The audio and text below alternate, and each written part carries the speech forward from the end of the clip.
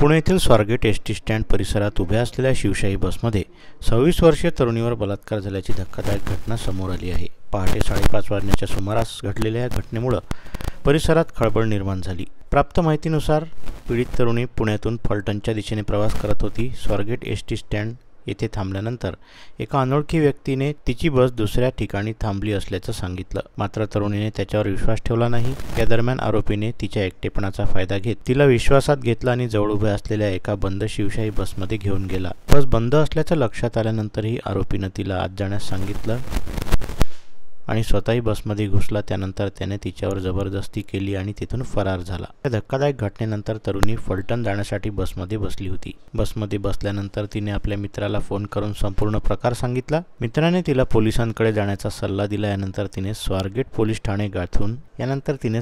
Police ठाण्यात रीतसर तक्रार दाखल केली। पोलिसांनी अज्ञात आरोपी विरोधात बलात्काराचा गुन्हा दाखल करून वेगवेगळ्या पथकांमार्फत शोध मोहीम सुरू केली आहे। स्वारगेट बस स्थानक परिसरातील सीसीटीव्ही फुटेजच्या आधारे आरोपीची ओळख पटली असून लवकरच त्याला अटक करण्यात येईल असा दावा पोलिसांनी केला।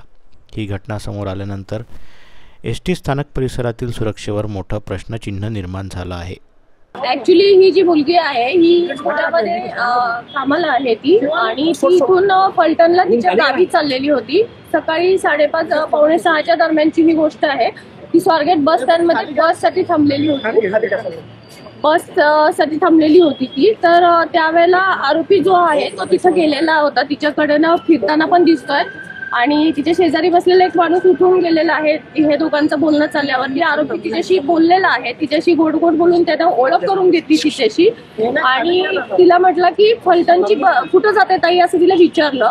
तर ती म्हटली की मला फलटणला जायचं आहे। तर तो म्हटला की 7-8 बस जी आहे इथं नाही लागत म्हणे, तिकडे लागलेली आहे म्हणे। तर ती म्हटली नाही बस इथंच लागते म्हणून मी इथं बसलेली आहे। तर तो म्हटला की नाही तिकडे लागलेली आहे, चल म्हणे मी तुला घेऊन जातो।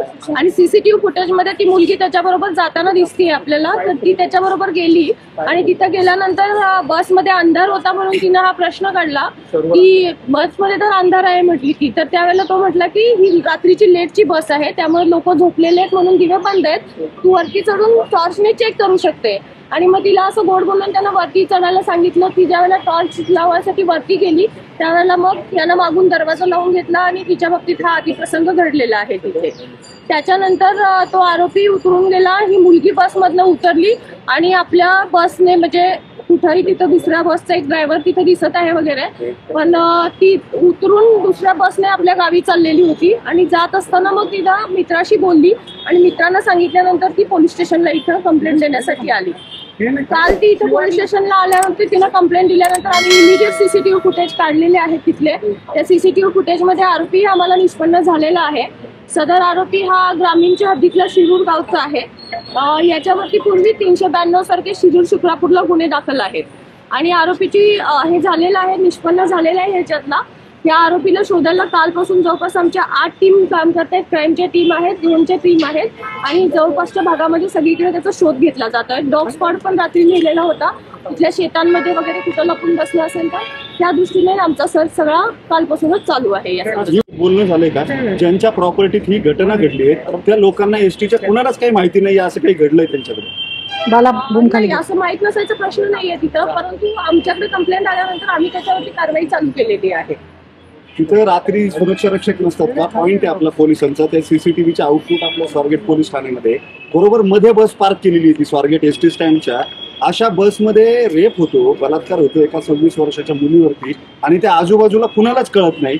तुम्हाला वाटत नाही का की सिस्टीम मधले काही लॅप्सेस ज्याचे हे परिणाम आहेत, नेमका दोष कुणाचा आहे, चूक कुणाची आहे? एसटी आगारात बस लावून ती लॉक न करणाऱ्या चालक वाहकाची ती बस लॉक होऊ शकत नाही म्हणून एसटी प्रशासनाची कितीशा सीसीटीव्ही आहेत शांततेत बाहेर पडली, कुणाला काहीच सांगितलं नाही, आरोपी निघून जाताना दिसतोय शांततेत। एक्झॅक्टली सीसीटीव्ही फुटेजमध्ये आरोपी खाली उतरले की लगेच 2 मिनिटात मुलगी हे झालेली आहे, खाली उतरलेली आहे आणि नंतर ती निघून गेलेली आहे। बसमध्ये बसून ती गेलेली होती, निम्म्या रस्त्यात गेल्यानंतर तिने तिच्या मित्राला फोन केला आणि त्याच्यानंतर मग ती परत त्यांना सांगितलं की नाही तू याच्यात कंप्लेंट करा। यानंतर मुलगी जवळपास 9च्या दरम्यान पोलीस स्टेशनला आलेली आहे या सगळ्या गोष्टीची माहिती द्यायला। शॉक मध्ये होती का हे सगळं झाल्यामुळं तिला काय करावं हे कदाचित आपण तसं म्हणू शकतो, त्याच्यामध्ये तिला सुचलं नसेल आणि त्यामुळे ती उशीर आली असेल, परंतु ती आल्यानंतर आपण इमिडिएट तपासाची चक्र सगळी फिरवलेली आहे। इथून करतोय ना माग नाही. आहे त्याच्यामध्ये 392 सारखे गुन्हे आहेत त्याच्यावरती. शिक्रापूर शिरूर या भागामधले त्याच्यावरती गुन्हे आहेत. पोलीस चेक करू शकत नाही बसमध्ये काय होतं. मी बस आतमध्ये होती त्यामुळे सेक्युरिटीचा प्रश्न तिथल्याही येतो. त्याच्यामध्ये सेक्युरिटीचं काय आहे त्याच्यामध्ये. दुसरी गोष्ट असं आहे की ही गोष्ट झाल्यानंतर मुलगी बसमध्ये बसून निघून गेलेली आहे. तर तिनं थोडा जर आरडाओरडा तिथं केला असता तर इमिडिएट लोकांनी बऱ्यापैकी मदत केली असती. सीसीटीव्ही फुटेजमध्ये आपल्याला दिसतंय तो आरोपी खाली उतरतोय. त्याच्या 2 मिनिटात मुलगी लगेच खाली उतरते. पण असा कुठला प्रकार तिथे झालेला आढळून आलेला नाही.